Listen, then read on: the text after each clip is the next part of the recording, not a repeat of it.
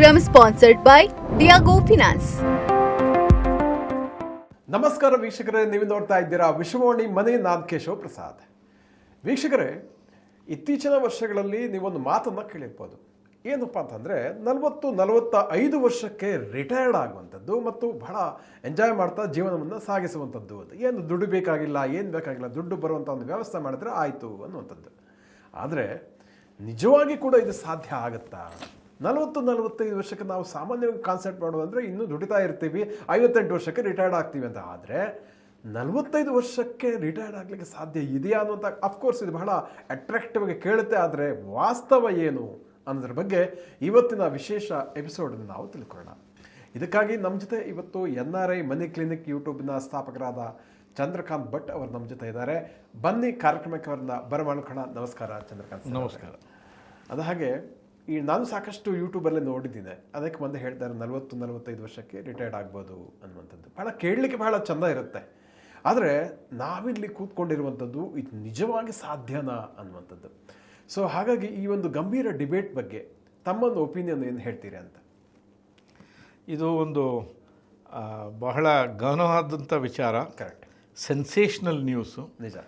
ಯುವ ಜನತೆಗೆ ಒಂದು ರೀತಿ ಅಟ್ರಾಕ್ಷನ್ನು, ಬಹಳ ಅಟ್ರಾಕ್ಷನ್ ಇದೆ. ರೈಟ್. ನಾನು ಕೆಲವರಿಗೆ ಕೇಳಿದೆ, ಐ ವಾಂಟ್ ಟು, ನಮಗೆ ಗ್ರಾಹಕರು ಮೆಸೇಜ್ ಕಳಿಸ್ತಾ ಇರ್ತಾರೆ, ನಮಗೆ ಇದನ್ನು ಮಾಡಬೇಕು, ನೀವು ಹೆಲ್ಪ್ ಮಾಡ್ತೀರಾ, ಬನ್ನಿ. ನೀವು ರಿಟೈರ್ ಅರ್ಲಿ ಅಂದರೆ ನಿಮ್ಮ ಕಾನ್ಸೆಪ್ಟ್ ಏನು? What do you mean by retire early? ಅಲ್ಲ, ರಿಟೈರ್ ಅರ್ಲಿ, ಎಲ್ಲರೂ ರಿಟೈರ್ ಅರ್ಲಿ ಅನ್ನುವಂಥ ನಿಜವಾದ ಮೀನಿಂಗ್ ಅವ್ರ ಮನಸ್ಸಿನಲ್ಲಿ ಇರುವಂಥದ್ದು ನಾನು ಶ್ರೀಮಂತ ಆಗಬೇಕು ಅನ್ನುವಂಥದ್ದು. ಅದಕ್ಕೆ ಕೊಟ್ಟ ಶೀರ್ಷಿಕೆ ಫೈನಾನ್ಷಿಯಲ್ ಫ್ರೀಡಮ್ ಮತ್ತು ರಿಟೈರ್ ಅರ್ಲಿ ಅನ್ನುವಂಥದ್ದು. ಸೊ ಮೂಲ ಮಂತ್ರ ಮನಸ್ಸಿನಲ್ಲಿರುವಂಥದ್ದು ನನ್ನ ಹತ್ರ ಭಾಳಷ್ಟು ಹಣ ಬೇಕು, ಅದಾಗಬೇಕು ಅನ್ನುವಂಥದ್ದು ಅಷ್ಟೇ. ಕರೆಕ್ಟ್. ರಿಟೈರ್ ಅನ್ನುವಂಥದ್ದಿಲ್ಲ. ಇದನ್ನು 2 ಭಾಗವಾಗಿ ನೋಡೋಣ. ಒಂದು ಫೈನಾನ್ಷಿಯಲ್ ಫ್ರೀಡಮ್. ರಿಟೈರ್ ಆಗಬೇಕಾದ್ರೆ ಏನು? ವೃತ್ತಿ ಜೀವನದಿಂದ ನಿವೃತ್ತ ಜೀವನ, ವೃತ್ತಿ ಇಲ್ಲದ ಜೀವನ. ಆವಾಗ ವೃತ್ತಿಯಲ್ಲಿ ನಿಮಗೆ ಸಂಬಳ ಬರ್ತದೆ, ನಿವೃತ್ತಿಯಲ್ಲಿ ಇಲ್ಲ. ಸಂಬಳ ಇಲ್ಲದೆ ಇದ್ದಾಗಲೂ ಜೀವನ ನಡೆಸಲಿಕ್ಕೆ ಬೇಕಾಗಿರ್ತಕ್ಕಂಥ ಆರ್ಥಿಕ ಸೌಲಭ್ಯ ಇದ್ದರೆ ಅದು ಫೈನಾನ್ಷಿಯಲ್ ಫ್ರೀಡಮ್. ಅಷ್ಟು ಹಣಕಾಸಿನ ವ್ಯವಸ್ಥೆ ಬೇಕು. ಹೌದು. 2ನೇ ಭಾಗ, ನಾನು ನಿವೃತ್ತನಾದ ಮೇಲೆ ಏನು ಮಾಡ್ತೇನೆ? ನಿವೃತ್ತಿ ಆದ್ರಿ ಏನು ಹಾಸ್ಪಿಟಲ್ ಬೆಡ್ಡಲ್ಲಿ ಮಲ್ಗೋದಿಲ್ಲಲ್ಲ. ಹೌದೌದು. ರೈಟ್. ಸೊ ಹಣಕಾಸಿನ ಸೌಕರ್ಯ ಆಯಿತು, ಆಮೇಲೆ ಏನು ಮಾಡ್ತೀರಿ? ಇದು 2ಕ್ಕೂ ನಿಮ್ಮ ಹತ್ರ ಉತ್ತರ ಸರಿ ಇದ್ದರೆ ಇದು ಸಾಧ್ಯ. ಓಕೆ. ಆದರೆ ಯಾರ ಹತ್ರವೂ ಇದಕ್ಕೂ 2ಕ್ಕೂ ಉತ್ತರ ಇಲ್ಲ. ಅಲ್ಲಿ ಹಣಕಾಸು ಅಷ್ಟನ್ನು ಹೊಂದಿಸ್ಕೊಳ್ಳೋದು ಹೇಗೆ? ಉತ್ತರ ಇಲ್ಲ. ರಿಟೈರ್ ಆದಮೇಲೆ ಏನು ಮಾಡ್ತೀನಿ? ಅದಕ್ಕೂ ಉತ್ತರ ಇಲ್ಲ. ನಿಜ. ಎಲ್ಲರ ಕಲ್ಪನೆ ರಿಟೈರ್ಮೆಂಟ್ ಹೇಗಿರ್ತದೆ ಅಂತೇಳಿದರೆ ಅವರವರ ಸ್ಥಾನದಿಂದ ನನ್ನ ರಿಟೈರ್ಮೆಂಟ್ ಹೀಗೇ ಇರ್ತದೆ ಅಂತೇಳಿ ಜನ ಕಲ್ಪನೆ ಮಾಡ್ತಾರೆ. ಉದಾಹರಣೆಗೆ ಒಂದು 30 ವರ್ಷದಲ್ಲಿ ಯಾವುದೋ ಒಂದು ಫ್ಯಾನ್ಸಿ ಕಾರ್ನಲ್ಲಿ ಓಡಾಡುವಂಥ ಯಂಗ್ ಹಸ್ಬೆಂಡ್ ಆ್ಯಂಡ್ ವೈಫ್, ನನ್ನ ರಿಟೈರ್ಮೆಂಟಲ್ಲಿ ನಾನು ಇಂಥದೇ ಕಾರಲ್ಲಿ ತಿರುಗ್ತೀನಿ ಅಂತ. ನನ್ನ ಲೈಫ್ ಹಾಗೆ ಇರ್ತದೆ. ರಿಟೈರ್ಮೆಂಟ್ ಹಾಗೆ ಇರುವುದೇ ಇಲ್ಲ. ನಾವು ಎಣಿಸ್ಕೊಂಡ ಹಾಗೆ ಇರುವುದೇ ಇಲ್ಲ. ಎಲ್ಲರೂ ಮದುವೆ ಮುಂಚೆ, ಮದುವೆ ನಂತರ ಜೀವನ ಹೀಗಿರ್ತದೆ ಅಂತ ಕನಸು ಕಾಣ್ತಾರಲ್ಲ, ಮದುವೆ ಆದಮೇಲೆ ಗೊತ್ತಾಗ್ತದೆ ನಿಜ ಜೀವನ ಏನು ಅಂತೇಳಿ. ಹಾಗೆ ರಿಟೈರ್ಮೆಂಟ್ ಕೂಡ ಅಷ್ಟೇ. ಅದಕ್ಕೆ ಪ್ರಾಕ್ಟಿಕಲ್ ಸೈಡ್ ಬೇರೆಯೇ ಇರ್ತದೆ. So it is different. ಜನರ ಒಂದು ಜೀವನ ನೋಡೋಣ. ಒಂದು ವೃತ್ತಿ ಜೀವನ ಅನ್ನುವಂಥದ್ದು ನನ್ನ ಪ್ರಕಾರ 2 ಟೆಸ್ಟ್ ಇನ್ನಿಂಗ್ಸ್ ಇದ್ದಂಗೆ. ನಿಮ್ಮ ವೃತ್ತಿ ಜೀವನವೇ ಒಂದು cricket test match. 2 innings, 2020 match ಅಲ್ಲ, 70 ಒನ್ ಡೇ ಮ್ಯಾಚು ಅಲ್ಲ, ಇದು test match. 2 innings. First innings 45 ವರ್ಷದವರೆಗೆ, 25ರಿಂದ 30 ಯಾವಾಗ ನೀವು ಬರ್ತೀರೋ 45 ವರ್ಷದವರೆಗೆ ಒಂದು ಇನ್ನಿಂಗ್ಸ್. 2ನೇ ಇನ್ನಿಂಗ್ಸು 45ರಿಂದ 60 ವರ್ಷದವರೆಗೆ. ಈ 2 ಇನ್ನಿಂಗ್ಸ್ ಆಡಿದರೆ ಮಾತ್ರ ಮ್ಯಾಚ್ ಪೂರ್ಣ ಆಗ್ತದೆ. ಒಂದೇ ಇನ್ನಿಂಗ್ಸ್ನಲ್ಲಿ ಆಗೋದಿಲ್ಲ. ಕೆಲವರು ಹೇಳ್ತಾರೆ ಫಸ್ಟ್ ಇನ್ನಿಂಗ್ಸಲ್ಲಿ ಅಷ್ಟು ರನ್ ಮಾಡಿಬಿಟ್ರೆ ವಾಕ್ ಓವರ್ ಕೊಟ್ಬಿಟ್ಟು ಇನ್ನಿಂಗ್ಸ್ ವಿನ್ ಅಂತೇಳಿ. ಅದು ವೆರಿ ರೇರ್ ಅಲ್ವಾ? ಮ್ಯಾಚಲ್ಲೂ ಕೂಡ ಭಾರಿ ರೇರ್ ಅಲ್ಲ? Correct. Is it very common? No, it is extremely rare.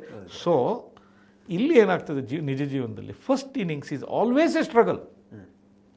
ಯಾರೇ ಹೇಳಿ, ನೀವು ಎಂಥ ಗರ್ಭ ಶ್ರೀಮಂತರನ್ನು ಬೇಕಾದ್ರೆ ತಗೊಳ್ಳಿ, ಅವರು ಮೊದಲಾಗಿ ಸ್ಟಾರ್ಟ್ ಮಾಡಿದರೆ ಅವರ first innings of their life is always a struggle. ಕಮ್ಮಿ ಸಂಬಳಕ್ಕೆ ಕೆಲಸ ಮಾಡ್ತೀರಿ, ಮದುವೆ ಆಗ್ತೀರಿ, ಮನೆ ಇರೋದಿಲ್ಲ, ಎಲ್ಲವನ್ನೂ ಪ್ರಾರಂಭ ಮಾಡಬೇಕು. ತಿನ್ನಲಿಕ್ಕೆ, ಕುಡಿಲಿಕ್ಕೆ, ತಿರುಗಾಡಲಿಕ್ಕೆ, ಜೀವನ ಆಸ್ವಾದನೆ ಮಾಡಲಿಕ್ಕೆ ಡಿಸೈರ್ಸ್ ಜಾಸ್ತಿ ಇರ್ತದೆ. ನಿಮ್ಮ ಫಸ್ಟ್ ಹಾಫ್ ಆಫ್ ಲೈಫ್ನಲ್ಲಿ ಅಷ್ಟು ಹಣವನ್ನು ಗಳಿಸ್ಲಿಕ್ಕೆ ಆಗೋದಿಲ್ಲ. It is natural, it is not abnormal, it is perfectly natural. ನಿಮ್ಮ ಫಸ್ಟ್ ಹಾಫಲ್ಲಿ ನಿಮಗೆ ಕಷ್ಟಗಳು ಬರ್ತಾ ಇದೆಯಾ, ನಿಮ್ಮ ಜೀವನ ಸರಿಯಾದ ದಿಕ್ಕಿನಲ್ಲೇ ಹೋಗ್ತಾ ಇದೆ, ತಪ್ಪು ದಿಕ್ಕಿನಲ್ಲಿ ಏನು ಹೋಗ್ತಾ ಇಲ್ಲ.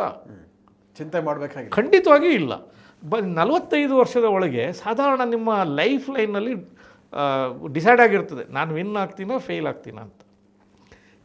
ಇದು ಡಿಸೈಡ್ ಆಗೋದು ಯಾವಾಗ, ನೀವು ಫಸ್ಟ್ ಇನ್ನಿಂಗ್ಸಲ್ಲಿ ಹೇಗೆ ಆಡಿದ್ದೀರಿ ಅನ್ನೋದ್ರ ಮೇಲೆ, ಹೇಗೆ ಕೆರಿಯರ್ ಗ್ರೋತ್ ತೊಗೊಂಡಿದ್ದೀರಿ, ಏನನ್ನು ಕಲ್ತಿದ್ದೀರಿ, ಯಾವ ರೀತಿಯ ಒಂದು ಸ್ಕಿಲ್ಸ್ಗಳನ್ನು ನಿಮ್ಮೊಟ್ಟಿಗೆ ಇಟ್ಕೊಂಡಿದ್ದೀರಿ, ಯಾವ ರೀತಿ ಒಂದು ಅಚ್ಚುಕಟ್ಟಿನ ಡಿಸಿಪ್ಲಿನ್ಡ್ ಜೀವನವನ್ನು ನೀವು ಮಾಡಿದಿರಿ, ಅದರ ಬೇಸಿಸ್ ಮೇಲೆ ನಿಮ್ಮ ಸೆಕೆಂಡ್ ಇನ್ನಿಂಗ್ಸ್ ಹೇಗಿದೆ ಅನ್ನೋಂಥ ನಿಷ್ಕರ್ಷ ಆಗ್ತದೆ.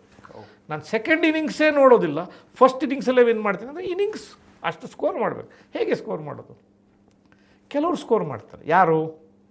ಭಾಳಷ್ಟು ಇನ್ಹೆರಿಟೆನ್ಸ್, ಅಪ್ಪ ಅಮ್ಮ ಮಾಡಿಟ್ರೆ ಆಸ್ತಿ ದುಡ್ಡಿದ್ರೆ ಅವರಿಗೆ ಬೇಕಾಗಿರ್ತಕ್ಕಂಥ ಫೈನಾನ್ಷಿಯಲ್ ಫ್ರೀಡಮ್, ಡಿಸಿಪ್ಲಿನ್ಡ್ ಆಗಿದ್ರೆ ಹಣ ಬರ್ಬೋದು, ಇನ್ಹೆರಿಟೆನ್ಸ್. ಎರಡನೇದು ಲಾಟ್ರಿ.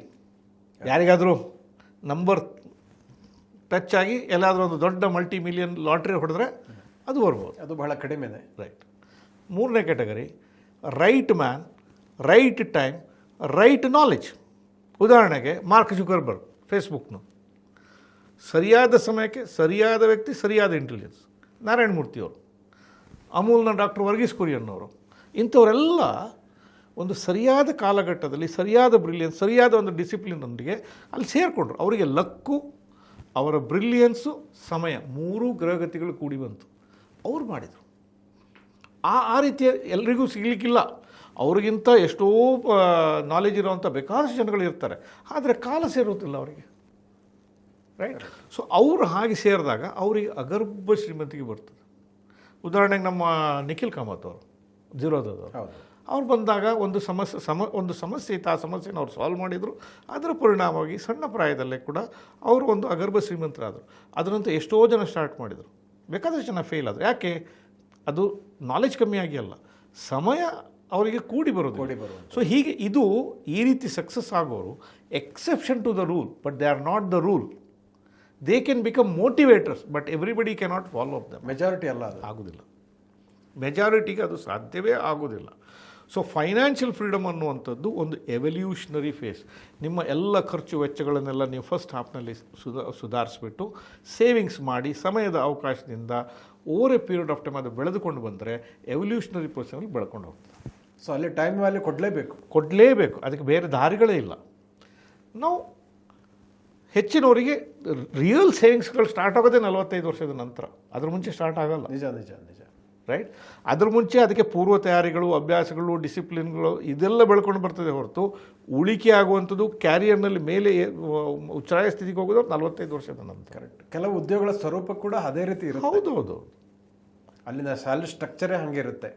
ಈಗ ನಮ್ಮ ಫೈನಾನ್ಸ್ ಫೀಲ್ಡೇ ತಗೊಳ್ಳಿ. ಈಗ ಯಾರಾದರೂ ಒಂದು 25-30 ವರ್ಷದ ಹುಡುಗನ ನಾನು ಎಂಪ್ಲಾಯ್ ಮಾಡಿ, ಇಲ್ಲಪ್ಪ ಇವಂಥ ಹೈ ನೆಟ್ವರ್ತ್ ಇಂಡಿವಿಜುವಲ್ಸ್ ಇದ್ದಾರೆ, ನಾನು ಒಳ್ಳೆ ಟ್ರೈನಿಂಗ್ ಮಾಡಿದ್ದೀನಿ, CFP ಮಾಡಿದ್ದೀನಿ, ಆ ಡಿಗ್ರಿ ಈ ಡಿಗ್ರಿ ಎಲ್ಲ ಮಾಡಿ ಹೋಗಿ ಅವ್ರ ಎದುರುಗಡೆ ಕೂರಿಸಿದ್ರೆ ಅವ್ರು ಇವ್ರನ್ನ ಸೀರಿಯಸ್ ಆಗಿ ತಗೊಳ್ಳಲ್ಲ. ಯಾಕೆ? ವಯಸ್ಸು. ಕರೆಕ್ಟ್. ವಯಸ್ಸು, ಪ್ರಾಕ್ಟಿಕಲ್ ಎಕ್ಸ್ಪೀರಿಯನ್ಸ್ ಆಗಿಲ್ಲ. ಕರೆಕ್ಟ್. ಅವ್ರಿಗೆ ನಿಮ್ಮ ಥಿಯರಿ ಗೊತ್ತಿದೆ, ಪ್ರಾಕ್ಟೀಸ್ ಗೊತ್ತಾ? ನಿಜ ನಿಜ. ಸೊ ಇದು ನಿಮಗೆ ಬೆಲೆ ಬರೋದು ಯಾವಾಗ? ನೀವು ಆ ಎಕ್ಸ್ಪೀರಿಯನ್ಸ್ ತಗೊಂಡಾದಾಗ. ಆವಾಗ ತಂತಾನೇ ಹಣದ ಹೊಳೆ ಹರಿಲಿಕ್ಕೆ ಸ್ಟಾರ್ಟ್ ಆಗ್ತದೆ.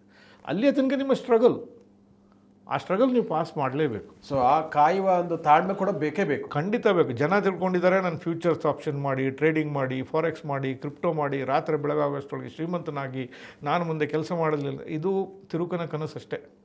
ಸೊ ಮಾಗಲಿಕ್ಕೆ ಸಮಯ ಕೊಡಲೇಬೇಕು.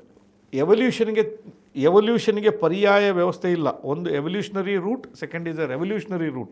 ಯಾವ ರೆವಲ್ಯೂಷನ್ಗಳು ಸಕ್ಸೀಡ್ ಆಗೋದಿಲ್ಲ, ಸೋಡಾ ಗ್ಯಾಸ್ ಥರ ಬಂದು ಹೋಗ್ಬಿಡ್ತದೆ, ಉಳ್ಕೊಳ್ಳೋದಿಲ್ಲ. ಭದ್ರವಾಗಿ ಉಳಿಬೇಕಾದ್ರೆ ಅದು ಎವಲ್ಯೂಷನರಿ ಫೇಸಲ್ಲಿ ಉಳಿಬೇಕು, ರೂಟ್ಸ್ ಗಟ್ಟಿ ಇರಬೇಕು. ಡಿ ವಿ ಗುಂಡಪ್ಪನವರು ಒಂದು ಪದ್ಯದಲ್ಲಿ ಹೇಳ್ತಾರೆ, ಹೊಸ ಚಿಗುರು ಹಳೆ ಬೇರು ಕೂಡಿರಲು ಮರಸೊಬ್ಬಗು ಹೊಸ ಯುಕ್ತಿ ಹಳೆ ತತ್ವ ದಡಗೂಡೆ ಧರ್ಮ ಅಂತ. ಈ ಮಕ್ಕಳಲ್ಲೂ ಕೂಡ ಮಕ್ಕಳು ಯಾಕೆ ಸಕ್ಸೀಡ್ ಆಗ್ತಾರೆ? ಆ ಹಳೆಯ ಬೇರು, ಅಪ್ಪ ಅಮ್ಮ ಕೊಟ್ಟ ಸಂಸ್ಕಾರದಿಂದ ಕಲ್ತಿರೋದ್ರಿಂದ ಅವ್ರ ಮೇಲೆ ಬರ್ತಾರೆ. ಸೊ ಹೀಗೆ ಅದು ಎರಡೂ ಮೇಳೈಸಬೇಕಾದ್ರೆ ಅದಕ್ಕೆ ಸಮಯ ಬೇಕು, ಅದು ಇಲ್ಲದೆ ಸಾಧ್ಯವೇ ಇಲ್ಲ. ಹಾಗೆ ಅಕಸ್ಮಾತ್ ಯಾರಾದರೂ ಅಷ್ಟು ಹಣವನ್ನು ಫಸ್ಟ್ ಇನ್ನಿಂಗ್ಸಲ್ಲೇ ಸ್ಕೋರ್ ಮಾಡಿ ಸೆಕೆಂಡ್ ಫಾಲೋ ಆನ್ ಕೊಟ್ಟು ವಿನ್ ಮಾಡೋವಂಥವ್ರು ಯಾರೋ ಇದ್ದರೆ ಅವರು ಇನ್ನೊಂದು ಲೆಕ್ಕ ಮಾಡಬೇಕು, ನಾನೇನು ಮಾಡ್ತೀನಿ, ರಿಟೈರ್ ಆದಮೇಲೆ ಏನು ಮಾಡೋದು? Correct. What is your concept of retirement? ಎರಡು ರೀತಿಯ ರಿಟೈರ್ಮೆಂಟ್ ಇದೆ. ಒಂದು retire from work and retire from life. ಅಂದರೆ ಹಣಕ್ಕಾಗಿ ಕೆಲಸ ಮಾಡೋದು. Work is A compulsion. ನಾನು ವೃತ್ತಿ ಜೀವನವನ್ನು ಯಾಕೆ ಮಾಡಬೇಕು? ನನಗೆ ಹಣ ಬೇಕು. ನಾನು ನನ್ನ ಸಮಯವನ್ನು ಕೊಟ್ಟು ಇನ್ನೊಬ್ರಿಗೋಸ್ಕರ ಯಾವುದೋ ಒಂದು ವ್ಯಾಲ್ಯೂ ಕೊಡ್ತಾ ಇದ್ದೇನೆ, ನನಗೆ ಹಣ. Work is A compulsion. ಇನ್ನೊಂದು ವರ್ಕ್ ಈಸ್ ಎನ್ ಆಪ್ಷನ್. ಹಣ ನನ್ನ ಹತ್ರ ಇದೆ, ನನಗೆ ಬೇಕಾದರೆ ಕೆಲಸ ಮಾಡ್ತೀನಿ, ಬೇಡದಿದ್ರೆ ಕೆಲಸ ಮಾಡಲ್ಲ. ಓಕೆ, ನಿಮ್ಮ ಹತ್ರ ಅಷ್ಟು ಹಣ ಆಗಿದ್ದರೆ ಖಂಡಿತವಾಗಿ ನೀವು ಅದನ್ನು ಪ್ರಾಕ್ಟೀಸ್ ಮಾಡಿ, ತಪ್ಪೇನೂ ಇಲ್ಲ. ಆದರೆ 100ಕ್ಕೆ 99 ಜನರಿಗೆ ಆ 45 ವರ್ಷದೊಳಗೆ ಇದನ್ನು ಮಾಡಲಿಕ್ಕೆ ಸಾಧ್ಯವೇ ಇಲ್ಲ. 1% ಜನ ಯಾರು ಸಕ್ಸೀಡ್ ಆಗ್ತಾರೆ, ನಾನು ಹೇಳಿದ 3: ಲಾಟ್ರಿ ವಿನ್ ಆದವರು, ಇನ್ಹೆರಿಟೆನ್ಸ್ ಇದ್ದವರು, right person with a right degree of level of knowledge, ಅವ್ರು ಮಾತ್ರ ಸಕ್ಸೀಡ್ ಆಗ್ತಾರೆ. ಹಾಗೆ ನೀವು ಬೇಗ ರಿಟೈರ್ ಆದ್ರಿ, ನಿಮ್ಮ ಕ್ಯಾಶ್ ಬರ್ನ್ ರೇಷಿಯೋ ಜಾಸ್ತಿ. ಉದಾಹರಣೆಗೆ ಇನ್ನೂ ಮಕ್ಕಳು ಓದ್ತಾ ಇದ್ದಾರೆ, ನೀವು ಬಹಳ ಡೇಂಜರ್ ಅಂತ ಅನ್ಸುತ್ತೆ. ಹೌದು, ನೀವು 60ರಲ್ಲಿ ಜೀವನದ ಸಕಲ ಸೌಲಭ್ಯಗಳನ್ನು ತೆಗೆದುಕೊಂಡು ಇನ್ನು ವಾನಪ್ರಸ್ಥ ಅಂತ ಹೇಳಿದ್ರಲ್ಲ ನಮ್ಮ ಶಾಸ್ತ್ರಗಳಲ್ಲಿ. ಅಂದರೆ ಅರ್ಥ ಏನು? ತಿಂದಿದ್ದು ಜೀರ್ಣ ಆಗೋದಿಲ್ಲ, ಆಸಕ್ತಿ ಇಲ್ಲ, ಮಕ್ಕಳು ಕೇಳೋದಿಲ್ಲ, ಗಂಡ ಹೆಂಡ್ತಿನೂ ಆಚೆ ಈಚೆ ತಿರ್ಕೊಂಡಿರ್ತಾರೆ, ಇನ್ನೇನಾಗಲ್ಲಪ್ಪ, ಇನ್ನು ಕಾಡಿಗೆ ಹೋಗೋಣ, ಅದಕ್ಕೆ ವಾನಪ್ರಸ್ಥ, ಅದು ರಿಟೈರ್ಮೆಂಟ್. ಹಾಗೆ ಹಿರಿಯರು ಸಣ್ಣವರಿಗೆ ಜಾಗ ಕೊಟ್ಟು ಅವರು ತೆರೆಮರೆಗೆ ಸರಿಬೇಕು. ಇದು ನಿಸರ್ಗದ ನಿಯಮ.